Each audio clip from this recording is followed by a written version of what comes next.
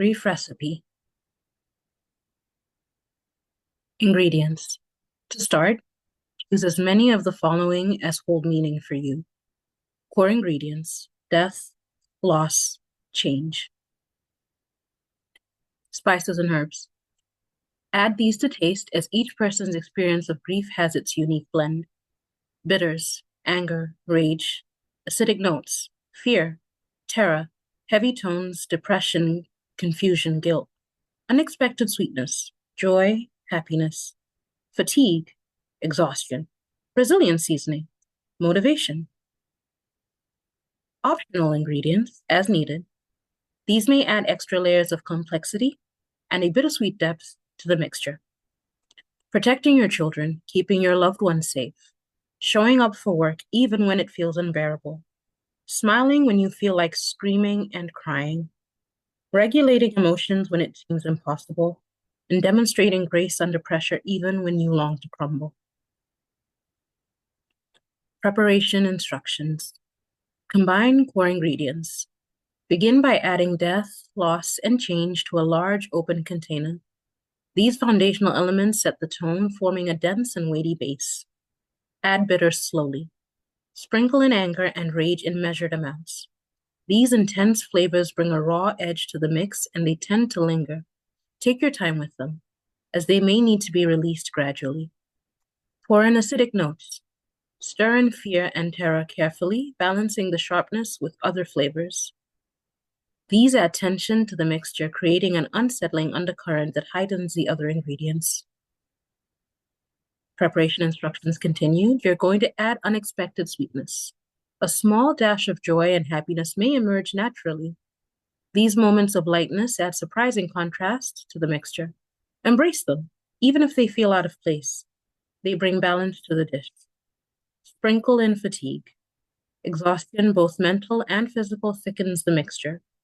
This ingredient grounds everything, adding a heaviness that may feel hard to lift. Finish with resilient seasoning. Add motivation, even if only a pinch at a time. This subtle spice won't overpower, but it provides a small, steady warmth that carries through the entire blend. Additional complexities. This step isn't a requirement, but it is often asked of us. Protecting your children and loved ones. Stir in the need to shield those you care for. This adds a challenging layer requiring focus and a steady hand, even when your heart feels unsteady. Show up, even when it's hard. Incorporate the act of showing up for work, commitments, and responsibilities. These layers demand strength, often bringing a bittersweet and slightly bitter taste to the mix. Smile through the pain. Add in a strained smile here and there, even when screaming would feel more natural. This ingredient adds resilience and can take time to blend smoothly. Regulate emotions under pressure. Folding patience and self-control. These can be difficult to add without strain, but they contribute to the depth and complexity of the mixture, even if they feel forced. Grace under pressure. Finally, add a dash of grace, a flavor that's both delicate and powerful.